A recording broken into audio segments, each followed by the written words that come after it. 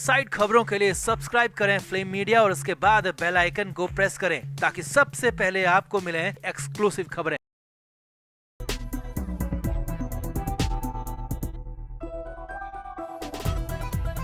तो मुंबई से इस वक्त की सबसे बड़ी खबर आ रही है और उसके मुताबिक महाराष्ट्र के मुख्यमंत्री एकनाथ शिंदे की कभी भी गिरफ्तारी हो सकती है और उनसे सीएम की कुर्सी को किसी भी वक्त छीना जा सकता है। जी हां, आप बिल्कुल सही सुन रहे हैं, एकनाथ शिंदे की गिरफ्तारी हो सकती है और उन्हें मुख्यमंत्री पद से इस्तीफा तक देना पड़ सकता है। महाराष्ट्र में इस वक्त बड़ा बवाल मचा हुआ है और निर्भया फंड को लेकर जो घोटाला सामने आ रहा है उसके बाद तो एकनाथ शिंदे बुरी तरह फंसते हुए दिख रहे हैं। डिप्टी सीएम देवेंद्र फडणवीस ने इस मामले से खुद को पूरी तरह दूर कर लिया है। इधर मुंबई पुलिस ने सारा ठीकरा एकनाथ शिंदे सरकार पर फोड़ दिया है। वहीं विपक्ष में बैठे संजय राउत और उद्धव ठाकरे ने भी मोर्चा खोल दिया है। तो कुल मिलाकर शिंदे पर गिरफ्तारी की तलवार लटक चुकी है और माना जा रहा है कि शिंदे को किसी भी वक्त अरेस्ट किया जा सकता है। तो क्या है पूरा मामला, क्या है निर्भया फंड में घोटाले का ये मसला और कैसे शिंदे, फडणवीस और मुंबई पुलिस के जाल में उलझ कर रह गए, आपको बताते हैं सब। आप भी वीडियो को शेयर करें और अपनी राय कमेंट बॉक्स में जरूर दें। तो आगे बढ़ने से पहले आपको बता दें कि हमारे व्लॉग चैनल नीतू की पलटन का लेटेस्ट व्लॉग रिलीज हो चुका है, जिसका लिंक डिस्क्रिप्शन में है। आप भी जल्दी से व्लॉग देखें, लाइक, शेयर और सब्सक्राइब भी करें।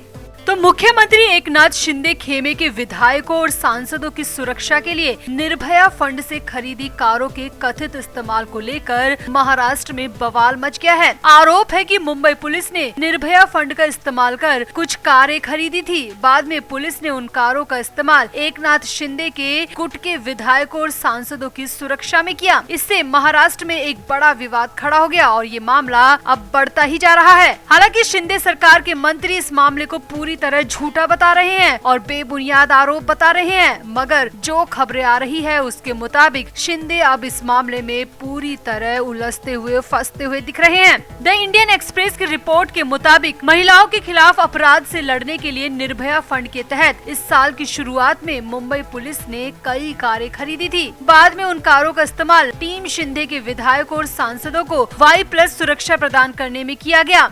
रिपोर्ट के मुताबिक जून में मुंबई पुलिस ने 220 बोलेरो, 25 अर्टिका, 313 पल्सर मोटरसाइकिल और 200 एक्टिवा दोपहिया वाहन खरीदे थे। इन वाहनों की खरीद के लिए 23 वर्षीय दिल्ली गैंगरेप पीड़िता के नाम पर स्थापित निर्भया फंड के तहत 30 करोड़ से ज्यादा रुपये का इस्तेमाल किया गया था। अब पुलिस के लिए खरीदे गए थे तो ठीक है, मगर अब उन सभी वाहनों का उपयोग सांसदों और विधायकों को Y+ सुरक्षा प्रदान करने में किया जा रहा है, जो कि अब एक विवाद की जड़ बन चुका है।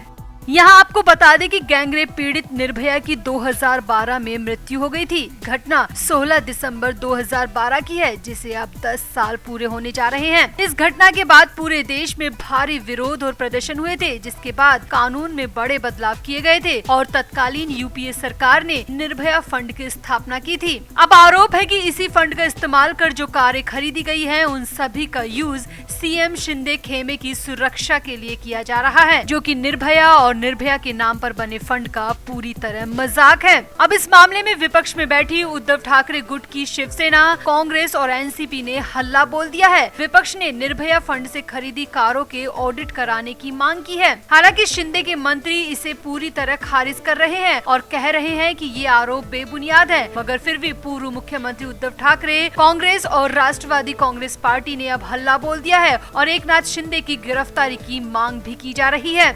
इसी मसले पर राज्य सरकार की आलोचना करते हुए संजय राउत ने कहा कि मुझे तो पात्रा चौल में जेल भेज दिया था, मगर यहाँ तो गैंगरेप पीड़ित के नाम पर बने फंड को ही खाया जा रहा है। ऐसे लोगों को सीएम की कुर्सी पर बने रहने का कोई हक नहीं है। राउत ही नहीं, विपक्ष के सभी नेताओं ने शिंदे पर हमला बोलना शुरू कर दिया है। महाराष्ट्र कांग्रेस के प्रवक्ता सचिन सावंत ने कहा, क्या सत्तारूढ़ विधायकों की सुरक्षा महिलाओं को दुर्व्यवहार से बचाने से ज्यादा महत्वपूर्ण है? वहीं उद्धव ठाकरे ने इस मामले में 7 दिन का समय दिया है और कहा है कि इन सभी कारों को वापस मुंबई पुलिस के हवाले किया जाए, वरना जमकर विरोध और प्रदर्शन किया जाएगा। शिवसेना प्रवक्ता और राज्यसभा सांसद प्रियंका चतुर्वेदी ने कहा, यह कुछ और नहीं बल्कि सरकारी धन का गबन है। केंद्र द्वारा एक उद्देश्य के लिए प्रदान किए जा रहे धन का इस्तेमाल निजी सुरक्षा के लिए करना एक अपराध है और इस मसले में जांच होनी चाहिए और अपराधियों की गिरफ्तारी भी होनी चाहिए। तो कुल मिलाकर एकनाथ शिंदे बुरी तरह फंसते हुए दिख रहे हैं, क्योंकि इन वाहनों का इस्तेमाल सिर्फ उनके ही गुट के विधायकों और सांसदों के लिए हो रहा है। बीजेपी ने इस मसले से खुद को पूरी तरह दूर कर लिया है। वहीं मुंबई पुलिस ने सरकार का आदेश कहकर पल्ला झाड़ लिया, यानी कि अब सारा ठीकरा एकनाथ शिंदे पर ही फूटता दिख रहा है। तो आपको क्या लगता है, क्या निर्भया फंड के दुरुपयोग पर एकनाथ शिंदे की गिरफ्तारी होनी चाहिए? क्या शिंदे को सीएम की कुर्सी से त्यागपत्र दे देना चाहिए या इस मामले का ऑडिट होना चाहिए ताकि सच्चाई सामने आ सके? आप भी इस पूरे मसले पर अपनी राय कमेंट बॉक्स में जरूर दें और वीडियो को भी शेयर करें। तो आगे बढ़ने से पहले आपको बता दें कि हमारे व्लॉग चैनल नीतू की पलटन का लेटेस्ट व्लॉग रिलीज हो चुका है, जिसका लिंक डिस्क्रिप्शन में है। आप भी जल्दी से व्लॉग देखें, लाइक, शेयर और सब्सक्राइब भी करें। तो हम ना तो इस खबर का समर्थन करते हैं और ना ही अंधविश्वास को बढ़ावा देते हैं, मगर सुशांत के अपार्टमेंट को लेकर जो बड़ी अपडेट आ रही है वो बेहद चौंकाने वाली है। जी हाँ, सुशांत सिंह राजपूत का जब निधन हुआ था उस वक्त वो मुंबई के बांद्रा स्थित कार्टर रोड पर बने माउंट ब्लैंक अपार्टमेंट में रहते थे। 4 BHK वाला ये अपार्टमेंट बाहर से जितना खूबसूरत है, अंदर से उतना ही लग्जीरियस है और सी फेसिंग होने के चलते ये हमेशा से डिमांड में रहा है। मगर अब जो खबर आ रही है वो ये है कि इस अपार्टमेंट में अजीब आवाजें आती हैं।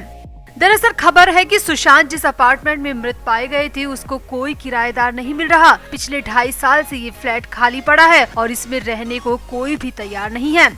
अब इस फ्लैट के ब्रोकर और मालिक ने एक वीडियो ट्वीट किया है और बताया है कि ये फ्लैट किराए के लिए उपलब्ध है और इसमें किसी भी तरह की चीखने की आवाजें नहीं आती। ब्रोकर का नाम रफीक मर्चेंट है, वो इस फ्लैट के ओनर है और NRI है। वो अब ये फ्लैट बॉलीवुड के किसी भी सेलिब्रिटी को रेंट पर देना नहीं चाहते। वो किराएदार के रूप में किसी कॉर्पोरेट व्यक्ति की तलाश कर रहे हैं। उन्होंने सुशांत सिंह राजपूत के खाली घर की पूरी वीडियो बनाई है और उसे ट्वीट किया है, साथ ही अपना फोन नंबर भी दिया है। बताया है कि ये sea facing duplex 4 BHK apartment है, मुंबई के बांद्रा वेस्ट के कार्टर रोड पर स्थित है। महीने का 5 लाख रुपए किराया है और जो इसे लेना चाहता है वो इस नंबर पर कॉल कर सकते हैं। बता दें, इसी घर में सुशांत सिंह राजपूत मृत पाए गए थे और जब से वो गए हैं ये घर ऐसे ही खाली पड़ा हुआ है। इसमें कोई भी रहने को तैयार नहीं है। मकान मालिक रफीक मर्चेंट का कहना है कि इस फ्लैट में रहने से लोग डरते हैं। जब किसी किराएदार को पता चलता है कि ये फ्लैट वही है जिसमें एक्टर की मौत हुई थी तो वो इस फ्लैट को एक बार देखने भी नहीं आते। रफीक मर्चेंट का कहना है कि 2.5 साल के बाद लोग फ्लैट देखने आ रहे हैं, मगर जब फ्लैट देखने आते हैं तो वो वहाँ पर अजीब फीलिंग की बात करते हैं, अजीब आवाजों का जिक्र करते हैं और फिर दोबारा आते ही नहीं है और फ्लैट को किराए पर लेने से साफ मना कर देते हैं।